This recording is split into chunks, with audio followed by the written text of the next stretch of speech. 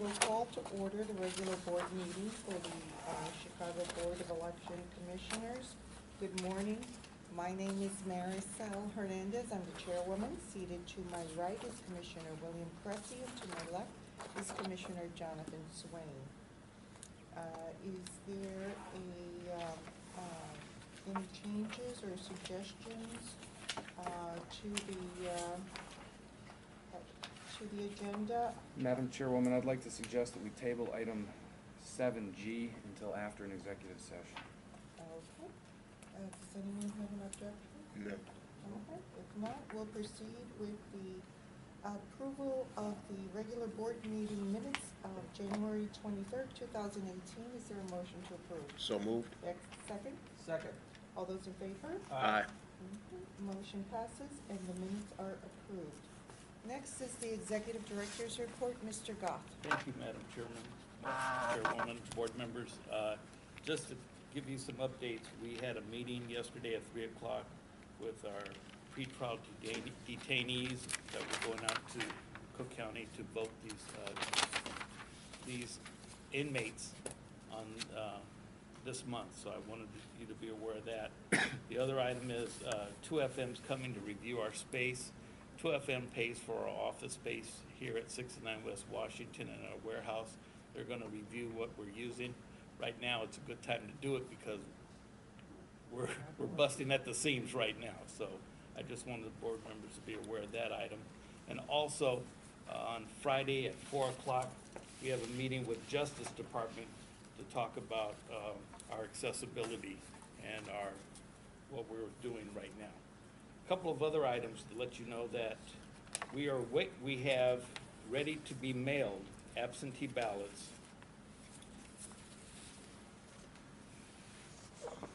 We have about 18,000 that need to go out soon. But once we get all of our ballots in, we're still waiting for the 7th Cook County Board District, that Montez case to offer on. Right now, the candidate is off. If the courts ask us to put them on, we'd have to rerun those ballots. So that 7th County Board District is a big chunk of the city. So we're working on it. We just had a conversation with Keith Carter from the warehouse. I authorized him to put the people on overtime. We're getting everything ready. If this candidate is back on the ballot, we're okay at 16 West, but we'd have to redo all of our early voting machines, which are all set up, ready to go. So Keith is aware of it. The staff is working on it. I know I spoke to Jim Allen and Adam. We have a notice to either to notice people off the ballot. So we're getting ready to pull that. 3X Data, who is our mailing house, they're ready to go with every way we're ready to, once we give them the materials. So I feel very comfortable of where we're at. This is, though, very nerve-wracking.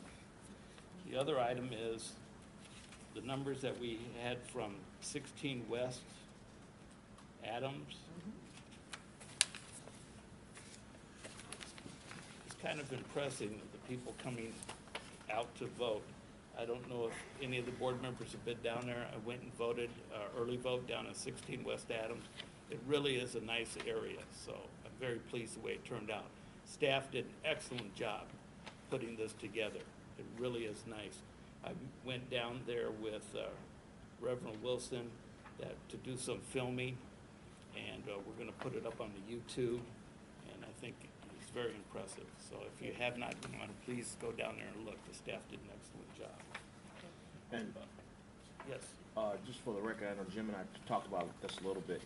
There's no real comparison of comparing early voting this go-around versus 2014, correct? No. Because of how the dates, not the dates, but the requirements about early voting, correct? Exactly. Okay. Exactly. But with respect to the vote by mail, here it shows for just 18,600. Is that right? Yeah. Right. Okay, and so that is significantly higher than 2014? Yes, it is. Great. Yes, it It's almost is. over double, right? Right, Jim?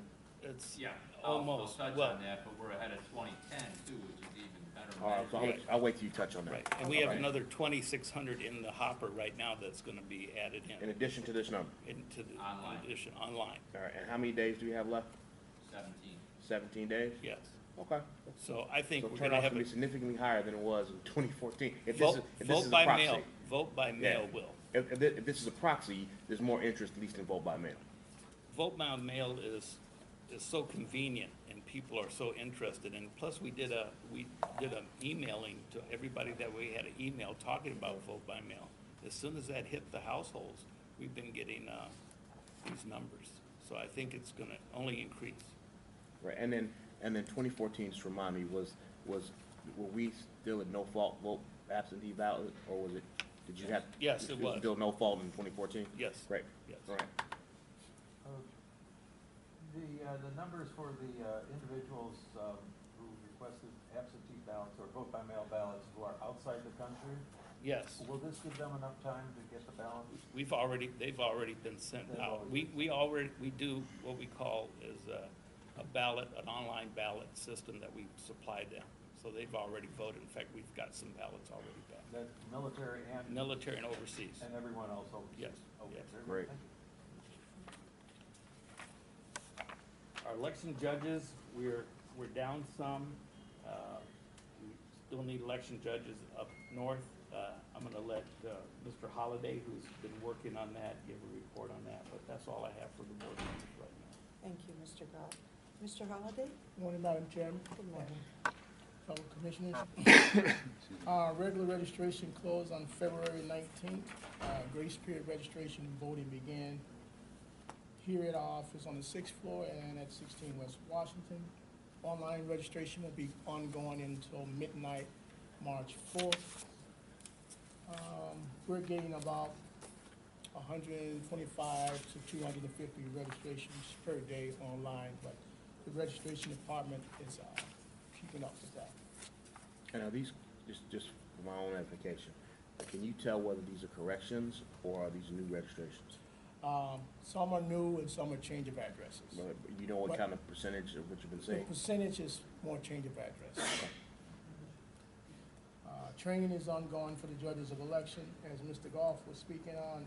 It's 3,752 vacancy for judges, 1,390 Dems, and 2,362 Republicans. The Judges Department, they're still processing and trying to get judges for the upcoming election. Do you think we'll be able to get enough for those that are vacant on the north side? Yes, and we are also the recruiting standbys also, so we may have to take from that pool to send the judges up north. Right, but there's, yes, each precinct has a few judges. There's no zero judge precincts. Our election coordinators, we have 1,236. We need about 634 to have a coordinator in each precinct. Right now, again, there's a need for more coordinators up north. So Paulina, she is still I'm sorry, what recruiting. is it about up north that this go around? Why is it? I couldn't tell you, Commissioner, it's just, Let's put it this way, where the yuppies are in, younger people, they don't actually volunteer to become poll workers. So we have Okay. a need for poll workers in that area. And your more stable communities is where we have judges. In fact, we may have a surplus of judges in some areas. But Okay. it's a very transient area up north, and it's hard to get judges. Okay, so you're looking at, it basically it's the areas that have a influx of new population, new growth. Yes. Things of that nature, Yes. okay. and, Do we have sufficient time to train individuals if they apply down? Yes, we do, yeah. What are the training? Well, Audra can extend it, but we're having trainings up until several days prior to the date of the election. And the training for the coordinators is how long? We still have a couple more weeks coordinator training. It's like a half-day session, full-day session? It's a 5-hour session. 5 hours? Yeah. Thank you. Okay, as of last night, we have 29 polling place vacancies. Chris and his team in polling place, they're working on those. We started receiving, I'm sorry, Democratic. clarify for me, polling place vacancies are, Well, that could be from where there used to be a polling place and they're not anymore, or where we have sent out, waiting to get approval to have it as a polling place again. okay, And just to add, we have vacancies. We may have vacancies up until a day before the election. We've Right. had polling places that lost boilers, had fires. Mhm. You know, in a city this large, anything could happen. So we're constantly replacing polling places. okay. We've also started receiving Democratic specimen ballots here at the office, but we're not giving any out until the ruling on tomorrow, because there may be some precincts that have to be reprinted. So we're just holding off on that, breaking them down into codes, so we'll know exactly which codes to pull. And I'm working on a pre-election canvas and equipment assignment list for the state board that we do before every election. Well, thank you. I have one question, going back to the election coordinators. Are these are not high school students? No, high school students, we have about 1,800, more than 1,800, I think, for high school students. Election coordinators they have more training than the regular judges. And they have to be, 18 what, years. I'm sorry? They have to be at least 18 years old. And they do 2 classes. Okay. Any other questions? If not, thank you, Mr. Holliday. We'll go on with Mr. Allen, our communications director. Good morning, Mr. Allen. Good morning, Commissioners. Try to keep it as brief as possible. Big projects lately included signage for the Loop Super Site. The gentleman behind the camera, who can't be seen on the video, helped out immensely with signage for both the new site at 16 West Adams, but also the old site to redirect voters to 16 West Adams. So thank you, Mike Check. Special call for election judges and election coordinators went out. Again, we're focusing on the north side. We've been busy adjusting early voting in all online systems after a court order last week placed a candidate back on the ballot in County Board District 7. That included the military overseas system. We adjusted the online ballot marking system and sent out new PDFs of ballots to the 6 affected voters there. We've had meetings and status calls with federal agencies and state agencies on military overseas ballots and security precautions. Meeting at the FBI, for example, with Mr. Goff on security precautions. Legal notices for early voting as well as polling places. The full polling place list will be published soon in the Sun-Times. Various media calls regarding the Cook County Assessors Contest, which I'm sure we may be discussing later. We completed sign-offs on the mailing to the first million voter/households. We saved considerable postage with this pre-sort on this mailing. With the added investment of about $2,500, we saved another $34,000 in postage by making drops at sectional center facilities instead of all at Chicago, Maine.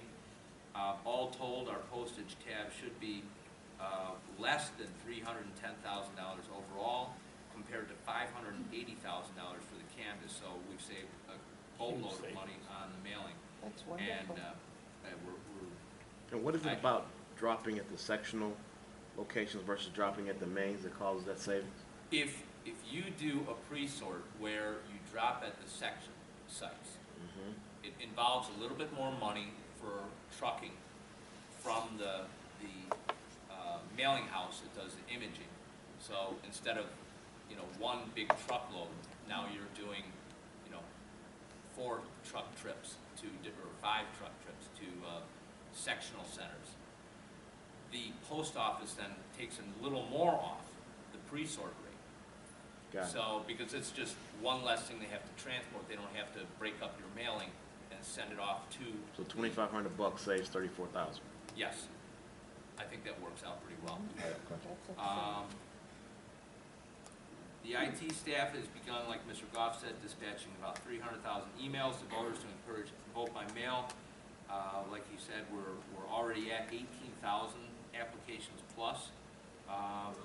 For example, we were processing about 200 online a day. We're now doing 2,600 a day. So it's been a big uptick. We're way ahead of 2010 when we had a 16% turnout. So that's not a really good measure. But we're also way ahead of 2014, which is also, both years were no excuse, vote by mail. But now we have 17 days to go, and we're already way past what we did in those two elections. So then the pre-election mailing to voters will emphasize vote by mail as well. So we expect that number to continue to go up and up and up. So that's a good thing. And you still have the app? Yes, we Where- still have the online System? app, as well as the app that, you know, you can operate from your cell phone. So there's a, Right. So we can, I mean, I think that's a great tool to use. A lot of people are interested in that, and we just have to remind them that that is still available, and they could track.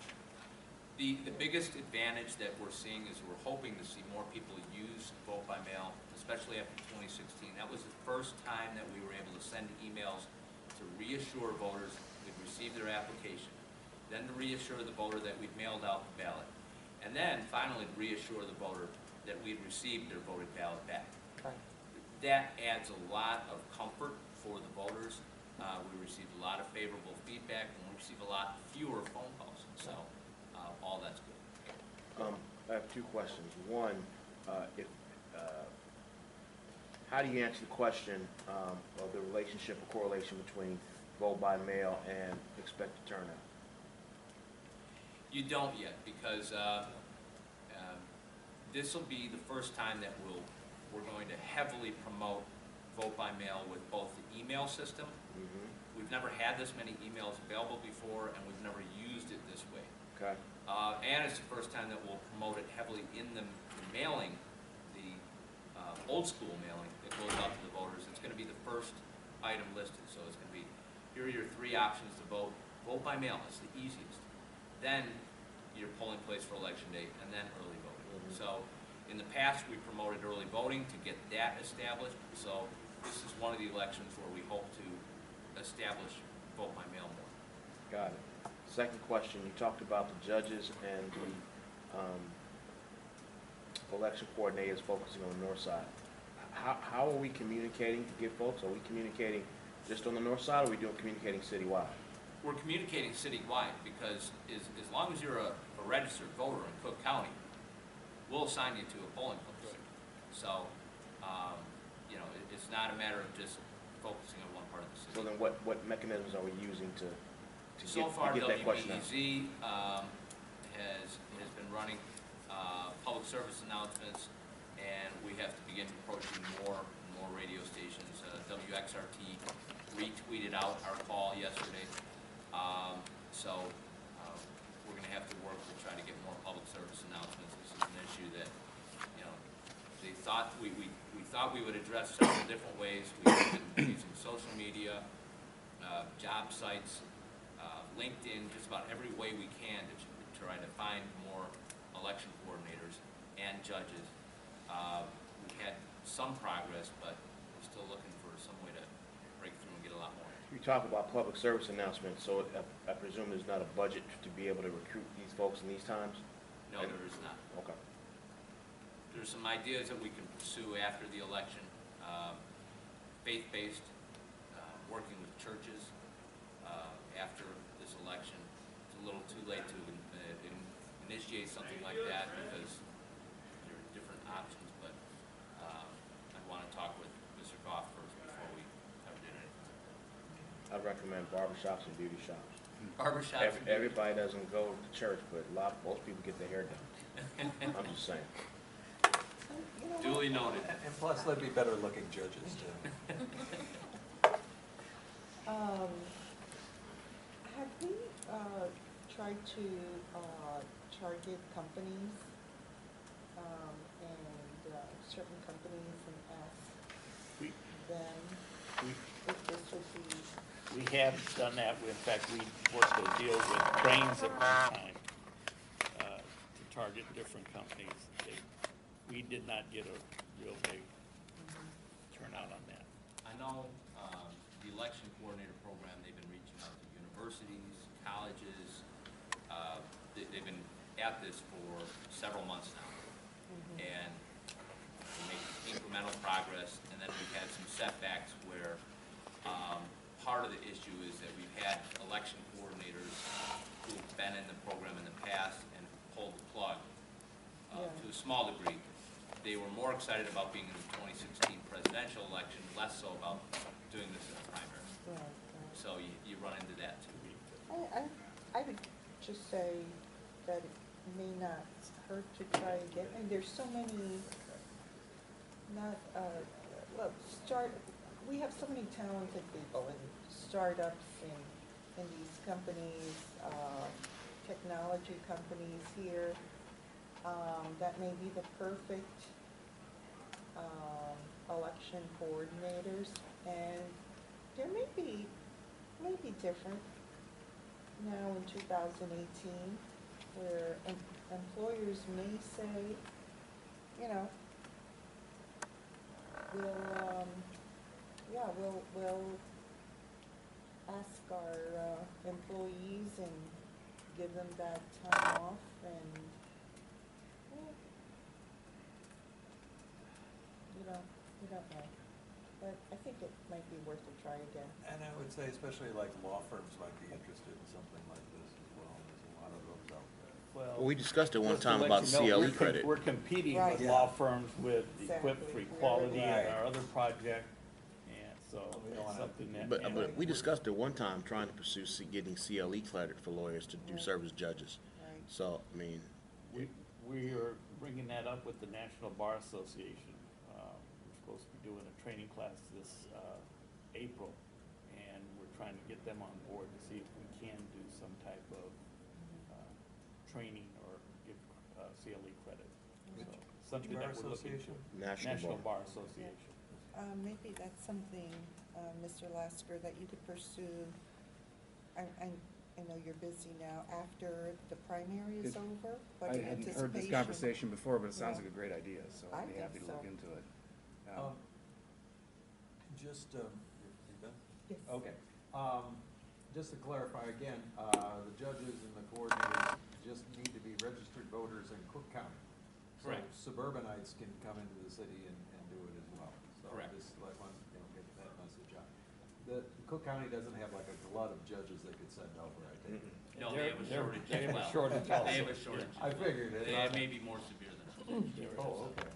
Also, on the notices that go out to folks who voted by mail, that their ballot's been sent out, that their ballot's been received, Mhm. in that notice, is there a part that says, if you did not request a ballot, or if you did not send in your ballot yet, a contact or a link that they can go to report that there might be a problem? I'm sorry, could you? Okay, so they get a notice, we've sent out your ballot. Mhm. And then when we get it back in, we say, we received your ballot. Does that notice include language, like you see in, we've sent you a credit card. If you didn't request a new credit card, contact us. Is there something in there that says, if you didn't request a vote by mail ballot, call this number or click on this link or something like that? Well, you can simply reply to the email, and I'll double check, but I do believe we include the phone number for the vote by mail department if they have any questions. So Oh, okay, yeah. I'll try to look into that, but we haven't had anybody receive an email and then say, I never asked I for a never ballot. asked for it. Okay. We have not had that happen. We did have a number of people who received our email and alerted us, fearing that it was some kind of scam or something Yeah. like that, are you guys aware of this? And then when we told them that was our email, many of them replied, okay, good, you're taking affirmative action, we like it, so. Great. I appreciate it. Well, if you could shoot me a copy of the language in each of those notices, I'd Okay. appreciate it. Thank you. Okay, if there are no further questions, we'll proceed with old business. Infrastructure projects and changes in election administration. I believe we're working through that now, along with the voting equipment. Electronic poll books, how is that going? Judd, good morning. Tim reminded me I should come up to the podium and they can't hear me on the camera. Everything's going fine. We cut the initial data yesterday and they're checking that now. Once they're completed with that, then we plan to start pre-lat Thursday, March 1st at the warehouse, and that's anticipated to run through March 13th. So everything's on track. Okay, Oh, there is, last meeting, we went through some of the new features, and one of the ones we failed to mention was that every hour, and this is in keeping with the bipartisan presidential commission on trying to attend to lines, every hour, the poll workers will be asked, there'll be a pop-up on the screen, and they have to answer how many people are in line. The idea, in a busier election than this one, perhaps, where we're going to set up the system, is that we might be able to respond, get more resources, human or mechanical, out to that site if we encounter a serious problem. So that's something that we've added since the last election. good. Just for the record, briefly, you used the term pre-lap. What's that? Logic and accuracy testing. So we're testing the equipment. Yes, sir. Every single poll book gets checked out with the jetpack to make sure that everything's functioning as expected. Very. We do a logic and accuracy test on all of our voting equipment before it goes out of the warehouse. Okay. Well, thank you, Judd. You're welcome. Thank you. Mr. Lasker, is there any update on legislation? Excuse me, we talked about a lot of bills that were pending last time we were here. They're just working their ways through committees, and I'm not aware of any votes yet, so not really anything to update on those bills at the moment. I've also been talking with some friends over at the State Board of Elections on trying to jointly push on things that we've talked about that actually both of the agencies are in favor of. So not a lot of substantive updates at the moment, but keeping our eyes on it. Okay. Anything about it, just remind me, there was anything about changing the 40-day early vote? Nothing was introduced? Nobody's introduced that, no. If I recall, the number 40 was sort of mistakenly placed into the original legislation That's what I've been informed, and never corrected. yeah. Once you put something out there, it's And- hard to take it back. Yeah. And to since the public might be watching, we'll remind the public that we love early voting here at the Chicago Board of Elections, but 40 days is a little unmanageable, particularly It's been practical. in the odd years where there's not even 40 days between the primary and the election. And it's a little different for Chicago with the runoff, but we would still have that problem. Everywhere else throughout the state where they would still have a municipal primary followed by a municipal general, there's not even 40 days in between. So it's clearly an issue that needs to be resolved, yeah. Good, thank you. Okay, we'll proceed with new business, and we have three amendments to professional services agreements we have presently with contractors. And in each of these cases, because of the new election changes in the election this time around, we see the need to increase the annual sum to which they would be entitled. And is it correct, Mr. Lasker, that in each of these three agreements, the professional services agreement that was originally entered into is exactly the same except for the annual amount, the Yeah. total sum? That is correct. This is truly just an amendment to the existing agreements. The absolute only thing changed in those agreements was the cap, the rate and terms, and everything else stays the same. How how are the caps determined? Because obviously they're different dollar amounts in terms of the difference. How are the caps determined? Depends on the job duties. And, is there a motion to approve an amendment to the professional services agreement with Dean Fickus to increase the maximum allowed payment to $70,000? So moved. Is there a second? Second. All those in favor? Aye. Motion passes and the amended agreement is approved. Is there a motion to approve an amendment to the professional services agreement with Guillermo Bill Perez to increase the maximum allowed payment to annual payment up to $90,000? So moved. Is there a second? Second. All those in favor? Aye. Motion passes, that agreement is approved. Is there a motion to approve an amendment to the professional services agreement with Gary Rescission to increase the annual amount allowed payment to $130,000? So moved. Is there a second? Second. All those in favor? Aye. We also have before us two professional services agreement or retainer agreements with the law firm of Ritter Burns. And these are cases that are pending presently. The attorneys who have represented this board have moved to another firm. And for this reason, we need a new retainer agreement. However, as I understand it, it's the exact same terms as in their previous retainer agreement. It is the same rates, and the term will expire upon conclusion of the litigation.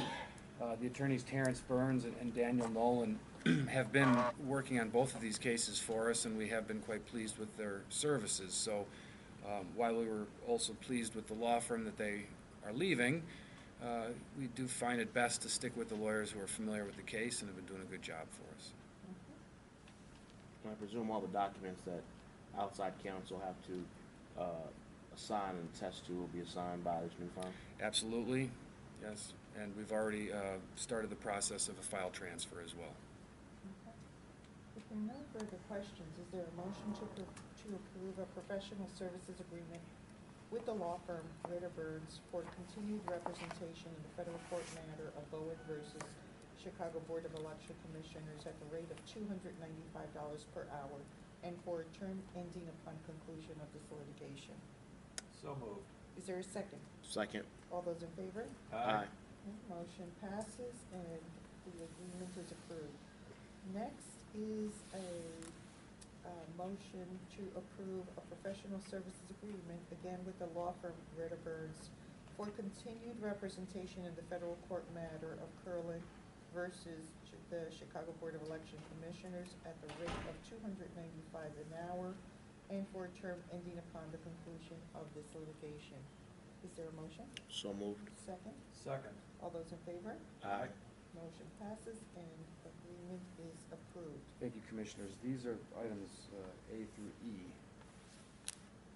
for when you're ready for signature. Okay. Do Next, they need to be signed in open session or no? You may, yes. Do they have to? No.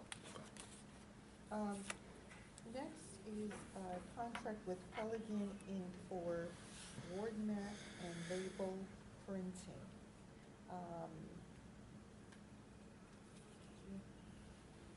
Morning. Good morning. So, for the elections, what we need to do is print ward maps so they can go into the envelope so they're distributed on election day. And so we need these maps printed for that purpose. And that's what this particular vendor has done for us in the past. Okay, and I assume that it's a particular size and. It is, and, Yeah. go ahead. Yes. Something that we need in the #1 envelope that goes out to every precinct.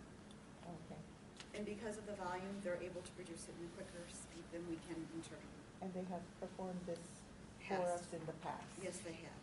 And the labels/stickers are for the different training classes that are used for our equipment to train the staff that volunteers or for internal staff. If there are no further questions, Is there a motion to approve a contract with Pelican Inc. for the purpose of printing citywide ward maps and other various labels in an amount not to exceed $85,000 and with a term running from February 27, 2018 through November 30th, 2018? So moved. Is there a second? Second. All those in favor? Aye. Okay, motion passes and the contract is approved. We have tabled, 7G and, at this time, I would entertain a motion. Oh, if I may, actually, I'd like to do the legal report, item 8. I'm sorry? Oh, Legal report. oh. We want to go to the executive session first? No, I'm sorry, I'm just, ahead of myself. The next item is the legal report from Mr. Lasker. Thank you, Madam Chairwoman. First off, I just want to let you know that I have confirmed through the State Board of Elections that all of our election equipment certifications are up and in good standing for the March primary. We will need to address some recertification issues this summer so that we're prepared for November, but we are all set for March 20th and for early voting. Also, we have been working in conjunction with the ACLU. I have been on drafting a Know Your Rights publication in cooperation with several other community organizations to help educate the public about voting rights, and particularly for pretrial detainees and for people who are being discharged from incarceration on completion of their sentences. We have been working with many of our internal staff here to prepare for Election Central, both for the briefing session for the attorneys and other people who staff the phones, and also approving getting contracts prepared for some 30 attorneys we'll hire on for the help desks. Also been working with many people internally to finalize our to at least prepare our canvas schedule and all the notices that go along with that for all the numerous events taking place between now and primary election results, and had a lot of polling place contracts to review. And the last thing that's really impacting us are these judicial review cases. There are 3 cases, all from the county officers electoral board now, that are still holding things up. This afternoon, we're hoping for a decision in the county assessor case to tell us whether that electoral board decision has been affirmed. Then tomorrow morning, we're in court on the 7th county board race. The county clerk race, unfortunately, is not up in court until next week, Wednesday, the 7th, but that should be the latest point at which we could finally have a complete ballot ready. So the good news is that the case that's tomorrow is the only one that we would have to add anybody on and print additional ballots, so things should be relatively ready to go after that. Thank you. If there are no further questions, we'll proceed with the financial reports. We have a balance sheet and voucher listing for the City of Chicago, a 2017 appropriation, number 17-13, dated February 27, 2018, in the amount of $728,658.02. Is there a motion to approve? So moved. Second? Second. All those in favor? Aye. Motion passes.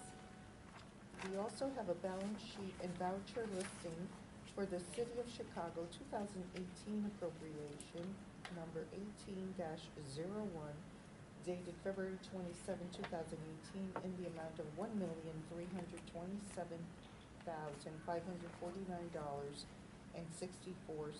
Is there a motion to approve? So moved. Second? Second. All those in favor? Aye. Motion passes. Lastly, we have a balance sheet and voucher listing for the County of Cook, 2018 appropriation number 18-01, dated February 27, 2018, in the amount of $926,299.38. Is there a motion to approve? So moved. Second? Second. All those in favor? Aye. Thank you. Next item on the agenda is public comment. I have received no public comment requests, so we will move on to executive session. Is there a motion to go into executive session for the purpose of discussing pending litigation pursuant to Section 2C11 of the Open Meetings Act, and for the purpose of discussing the performance, discipline, and possible dismissal of a specific employee as allowed by section 2C1 of the Open Meetings Act. So moved. Is there a second? Second. All those in favor? Aye. Okay, so we will now proceed into executive session and return to open session. We will take no action in executive session. Thank you. We are back in open session. The board took no action in closed session. So now we will resume with, under new business 7G, removal of judge of election Nicole Cunningham. Mr. Lasker? Yes, we did receive reports from several of our election judge trainers in the ongoing training sessions that this particular election judge was quite disruptive during the training classes, was not participating, was making it impossible for others to participate, used very inappropriate language in talking with our election trainers, and we do believe that it amounts to flagrant misbehavior that warrants removal from the position under section 14-5 of the Illinois Election Code, which allows this Board of Commissioners to do that at any time. Are there any questions? If not, having heard the evidence and read reports in relation to the performance and behavior of a judge of election, is there a motion to remove the judge of election, Nicole Cunningham, from said office for flagrant misbehavior pursuant to section 14-5 of the Illinois Election Code? So moved. Is there a second? Second. All those in favor? Aye.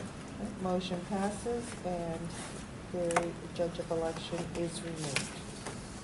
And do we have Here's some paperwork. an order?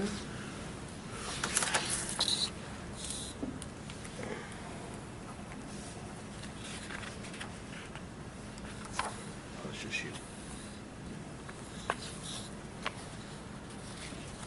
Yep, the red ones are just you. Okay.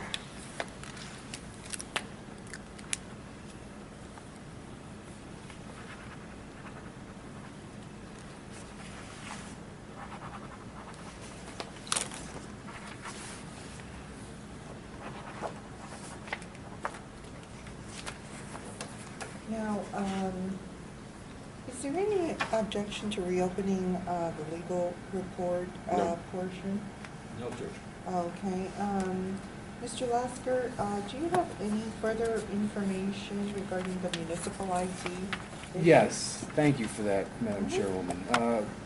We have been receiving several emails and phone calls here in regard to the new Chicago municipal ID that they're calling the city key card. And there was an article that came out in the Tribune, if not other sources, talking about this new ID card and referencing what they call a letter from the city clerk. The city clerk refers to it as a memorandum that talked about, among other things, how the ID could be used for voter registration and voting purposes. The article that I've read does a fairly poor job of describing what it's really all about, and I think it's caused a lot of confusion for the public, and so they've been asking why is Chicago now allowing non-citizens to vote? And we've, of course, corrected the record that non-citizens are not allowed to vote in any elections in Illinois, other than, I should say, in any election that's operated under state law. Perhaps they're local school council elections, but that's not run by the Chicago Board of Elections, and it's not the standard public election day election. So the other issue is that the public doesn't seem to understand that non-citizens have already been able to obtain many of the kinds of identification that can be used for voter registration purposes, including driver's licenses, state IDs, library cards, school ID cards, utility bills, and so forth and so on. There's numerous kinds of identification that the statutes require us to accept for voter registration purposes. This is just another there's one more piece of identification to add to that list. So this really does not change anything, and I appreciate you allowing us in the public session here to just inform the public that non-citizens are not voting in standard elections in Illinois, and this is just yet one more form of identification that they can obtain. the operative section of the Illinois Election Code, that's 10 ILCS 5/5-9, that simply says that the registration officer shall require the applicant to furnish 2 forms of identification, except in the case of a homeless individual, one of which must include his or her residence address. These forms of identification shall include, but are not limited to, any of the following: driver's license, social security card, public aid identification card, utility bill, employer student identification, lease or contract for a residence, credit card, or a civic union or professional association membership card. So there's a whole laundry list of things, and, as I say, include but not limited to. So the municipal ID card would fall into that category? Absolutely, and the strange thing about the election code is that there are numerous different sections throughout the code that deal with voter registration, and they all seem to have somewhat different descriptions of those permitted documents. So you have listed one of the long lists. There are others. One of the others includes any governmental document, not to mention any government-issued ID. So that's the issue. Those are the state laws. Those are the statutes we are required to operate underneath. Those statutes tell us we are required to accept those kinds of identification. And now, yes, the city key, the Chicago municipal ID would fall under several of those categories, really. And the forms that someone would use for registration, they clearly mark that they must be a citizen of the United States, correct? A voter, in order to register, you must attest to, among other things, the fact that you are a U.S. citizen. That is a box you have to check. It is a part of the attestation before you sign your name. There is no legal requirement that any person provide proof of citizenship. That's not required for any voter, but you do have to affirm with your signature that you are a citizen. And if a non-citizen does vote, we know from the Seventh Circuit case last year of Margarita Fitzpatrick, they are risking almost immediate deportation. That is very correct. If you are a non-citizen and you vote, it's a fast-track ticket out of here on deportation. Where I am concerned with respect to how this process has gone down is that this is a very politically sensitive issue. And as such, this board is being brought into this conversation to be a part of that political conversation. Partly, I think, because of how the conversation was brought to us, meaning at our budget hearing, the city council asked the city clerk, and when we were there actually, to have a conversation with us about the use of this with respect to voting. As such, that conversation was had, a memo was sent out by the clerk articulating it from their perspective. I think it's incumbent upon us to stay out of the politics of this matter and clearly articulate a position that either we can put on our website or that can be easily accessible, that lays out the facts with respect to this, which is we are required by state law to accept government ID. We take no position about the validity of that ID, whether it should or should not be present. We're required to accept government ID.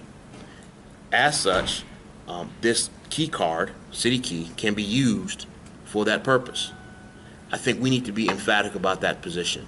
This is not a question, in my opinion, about whether or not, when we start having the conversation about what the state has done or what could be done by the state for people to get this or people to get that, that wades into the politics of this. The fact is that the state requires us to accept government ID. This is a government ID. We're required to accept it. And with respect to non-citizens voting, it's the same as it was before. A person has to affirm that they are a citizen. If they affirm that they're a citizen, great. If they affirm they're a citizen and they're not a citizen, that's on them. And I think that's the position we need to take. That's the position we need to stick with, and that's the position we need to put out publicly with respect to this, because as this dialogue continues, as the city key becomes more public and is distributed, and I think there's arguably arguments on both sides about the value of that. I'm not wading into that either. But especially as we get close to the municipal elections, we need to clearly state today, here is what our position is with respect to that in a way that keeps us out of the politics. That's all I'll say about that. And just to add to that, I do think that we already have basically that kind of statement on our website. These are the documents that are acceptable, you know, in order to register to vote. I agree that we have that document there, but that is a kind of a transitive property kind of thing, A plus B equals C. What I'm suggesting is, and it's up for the board to, and we can discuss this further if we need to, but I think because with respect to this particular use, this particular ID, we need to make a statement saying specifically about this particular ID. Because unless we do that, then the question comes up, I think, about, well, does it fit, does it not fit, and it raises some of the same confusion, my opinion. Well, Jim Allen and I have gone out and we've had to tackle this on radio and other programs. So we agree with what you're saying, and we've issued out that statement, but it still doesn't stop them from pushing the issue is why are you accepting it? And he keeps saying it is a government ID. No, it's not even that's a government ID. State law. We are implementers of state election code. Yeah. The state election code requires us to do this. You don't want us to do this, go change state election code. That's the answer, and at least in my opinion. I think there would be real value, if nothing else, to cut down, hopefully, with the phone calls to the executive director, the communications director, and myself as well. If nothing else, be able to say, go to the home page, and we have a little link there that'll just simply say, you know, in accordance with state law, we accept amongst, a number of identifications, the municipal ID issued by the city of Chicago falls within this category. It in no way changes the fact that someone registering to vote has to affirm that they're a citizen and that in order to vote, you must be a citizen. And just a short, sweet little statement that we can put a link on the homepage and then I can just, I'm thinking, of course, mostly for myself. I can just refer people to the homepage and it goes away. And because the position is fairly clear and simple, but let's just put something out there so maybe we all can calm down the phone calls we're getting. Jim? I do want to mention one thing, and that is in consulting with each other, Adam and I talked about what we wanted to impress upon the city clerk's office in regards to promoting the city key. Mm-hmm. And from the first meeting, we emphasized everything that's been said here about the state law that we implement. We're administrating state law. But we also emphasized with the city clerk's office, and this is something for the board to consider taking a position that's non-political, but we emphasize do not use the possibility of registering to vote as a way of promoting city key. So, for example, you get a pay stub, it doesn't say at the bottom of it, you can use this to register to vote. You get a ComEd bill, it doesn't say at the bottom of it, you can use this to register to vote. And we didn't want in any of the promotional materials for City Key for there to be any conflicts. And the reason we don't is that unlike all these other things, people get ComEd service because they need electricity. NICOR because they need natural gas. A driver's license because they need to drive. Whereas City Key is specifically being marketed as something to help, among other populations, people who are not yet citizens. So we've had to wade into it a little bit more than you may have liked, but we did not want this city clerk or any future city clerks for that matter to promote voter registration in connection with the issuance of the city. And I understand that. But that's, in my opinion, beyond our control. What we do control is what we are required to respond when it's presented, and I think that's where we need to stay. Because